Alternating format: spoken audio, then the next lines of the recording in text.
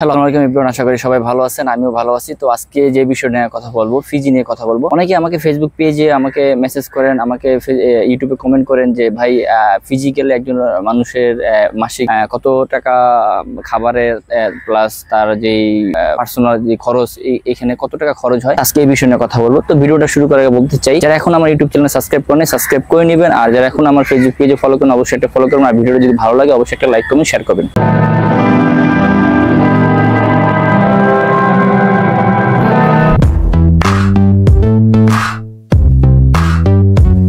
আজকে এরকম একটা দেশের কথা বলবো, চলো এটা আমাদের বাংলাদেশের এখন অনেক লোক আছে বর্তমানে সেই দেশটার নাম কখনো শুনেননি, আর যারা বর্তমানে কারা শুনছে, দেখা যাচ্ছে যে আপনাদের আত্মীয় স্বজন ওখানে কাজ করতেছে, তাদের মাধ্যমে আপনার দেশের নামটা শুনতে পাচ্ছেন। এটা হচ্ছে ফিজি দেশ। ফিজি দেশে অনেকে মনে করে ফিজি দেশ ইউরোপে, আসলে কি ফিজি দেশ ইউরোপে না, ফিজি দেশ হচ্ছে অস্ট্রেলিয়া মহাদেশের ভিতরে অবস্থিত। এখন আসলে কি অস্ট্রেলিয়া মহাদেশে হচ্ছে একটা মহাদেশ, মানে অস্ট্রেলিয়া পুরোটাই হচ্ছে একটা মহাদেশ। তো সেই মহাদেশের মানে ছোট ছোট দ্বীপ দেশ আছে, সেই দ্বীপ দেশের ভিতরে হচ্ছে ছোট একটি দেশ ফিজি। ফিজির আশেপাশে আরো 9টি দেশ আছে, টোটাল সব মিলে ফিজি নিয়ে 10টি দ্বীপ দেশ। এই 10টি দ্বীপ দেশের ভিতরে সবচেয়ে বড় হচ্ছে ফিজি। এখন অনেকে আমাকে মেসেজ করে যে ভাই আমি বাংলাদেশ থেকে ফিজি যাবো, তো ওখানে আমার থাকা খাওয়া খরচটা কিরকম আসবে, এটা অনেকে আমাকে বলে। আসলে কি মিডল ইস্টে, আমাদের বাংলাদেশে অসংখ্য লোক মিডল ইস্টে কাজ করে, মিডল ইস্টে যে খাবারের যে প্রাইসটা, যেরকম আরব দেশে যে খাবারের যে প্রাইসটা থাকে, অন্য দেশের ক্ষেত্রে খাবারের প্রাইসটা অন্যরকম। কেননা দেখা যাচ্ছে সবচেয়ে সস্তার ভিতর হচ্ছে আরব দেশের খাবার, কেননা আরব দেশে মানে ওরা যে এগ্রিকালচারের যে মানে ভেজিটেবল যেগুলো আছে এগুলো খুবই মানে প্রাইস কম থাকে, আর দেখা যাচ্ছে আপনার যে মাংস, তারপর হচ্ছে মুরগি, এগুলো অনেক প্রাইস কম থাকে। কেননা দেখা যায় এই দেশে সরকারে মানে বেশিরভাগই হচ্ছে মানে ট্যাক্স নেয় না, কিন্তু ফিজির ক্ষেত্রে সিস্টেমটা আলাদা। কেননা দেখা যায় ফিজিতে মানে সব ক্ষেত্রে ওরা ট্যাক্স নেয়। কেননা দেখা যাচ্ছে যে আপনি একজন এগ্রিকালচারের যে ব্যবসা করে ফিজিতে, তারও ট্যাক্স দিতে হয়। যে ফিজিতে দেখা যায়, ফিজি আমাদের বাংলাদেশে যেমন আমরা নদীতে খাল বিলে আমরা যেমন মাছ চাষ করি, ফিজিতে এরকম নাই। ফিজিতে বেশিরভাগই মানুষ সাগর থেকে মাছ ধরে, সেই সাগর থেকে মাছটা ধরতে গেলে তারও একটা লাইসেন্স করতে হয়, তারপরে সে মাছ ধরতে পারে। যদি সে লাইসেন্স না করে তাহলে সেই ক্ষেত্রে সে মাছ ধরতে পারবে না। সে যদি ধরতে দেয় সেটা মানে তার জন্য মানে এটা অন্যায় হবে। সেক্ষেত্রে দেখা যাচ্ছে এটা তার আইনের ব্যবস্থা নিয়ে তাকে জরিমানা। ফিজিতে দেখা যাচ্ছে আমাদের বাংলাদেশে অনেকে বলে যে কোম্পানিতে গেলে কি কি সুযোগ সুবিধা দেয়। আসলে কি যে কোনো একটা কোম্পানিতে গেলে আপনাকে কোম্পানি থাকা দিবে, খাবারটা আপনি নিজের খরচ। আর যে আপনি যে কোম্পানিতে যাবেন এই কোম্পানিতে আপনার খাবারের জন্য যে জিনিসপত্র দরকার হয় সেগুলো আপনার প্রাথমিকভাবে আপনাকে দিয়ে দিবে। মেইন জিনিসগুলো এগুলো আপনাকে তারা কিনে দিবে। তারপর হচ্ছে দেখা যাচ্ছে আপনি ওখানে যাবেন, যাওয়ার পরে দেখা যাচ্ছে আপনাকে 1 সপ্তাহ বাজার আপনাকে খরচ করে দিবে। এখন দেখুন আমাদের এশিয়ার ভিতরে যেমন সিঙ্গাপুরে তুমি একটা মানুষের থাকা খাওয়ার জন্য ব্যয়বহুল খরচ হয়। আমি শুনছি অনেকে আমাকে বলে আমরা সিঙ্গাপুর তো থাকি, সিঙ্গাপুর আমাদের মান্থলি $500 থেকে $600 খরচ হয়। যদি মান্থলি $500 থেকে $600 খরচ হয়, সেক্ষেত্রে বাংলাদেশে প্রায় 50-60 হাজার টাকার মতো খরচ হয়ে যায় মান্থলি।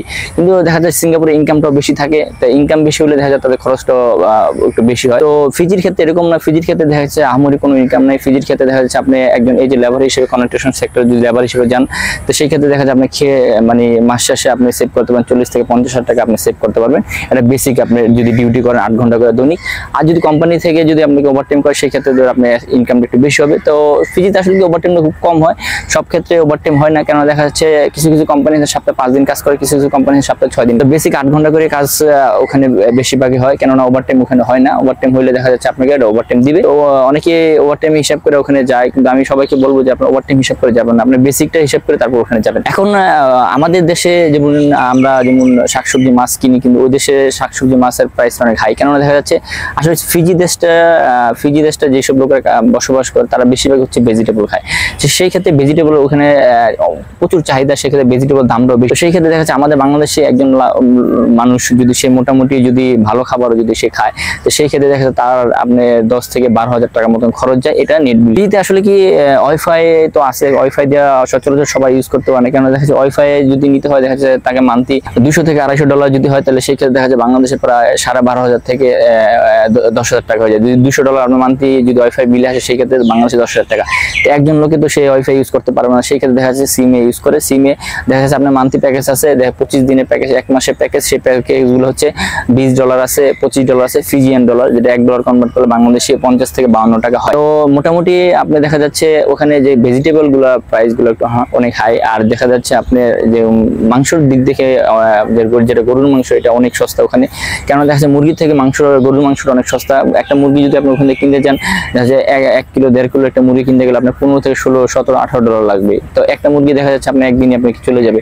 তো একদিন যদি আপনি খাবার যদি মনে করেন আপনি $20 চলে যায়, সেই ক্ষেত্রে মাসে দেখা যাচ্ছে আপনাকে গণতে হবে প্রায় আপনি $600 কাছে। তো সেই ক্ষেত্রে দেখা যাচ্ছে ওখানে মাংসের প্রাইসটা অনেক কম থাকে।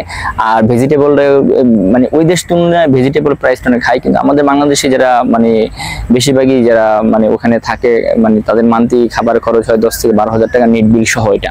তো অনেকেই আমাকে জিজ্ঞেস করছে, ভাই আমি ফিজি যাবো, তো ফিজিতে গেলে কিরকম সুযোগ সুবিধা, খাবার খরচ কিরকম হয়। তো সবাইকে আমি বলে দিলাম, যদি ভিডিওটা ভালো লাগে অবশ্যই আমার ইউটিউব চ্যানেল সাবস্ক্রাইব করবেন, আর আমার ফেসবুক পেজ আমাকে ফলো করবেন। আর আপনার কোন ধরনের ভিডিও চাচ্ছেন আমাকে বলবেন, আমি চেষ্টা করবো ওইসব ধরনের ভিডিও আপনাদের মাঝে আপলোড করার জন্য। সবাই ভালো থাকবেন, আজকে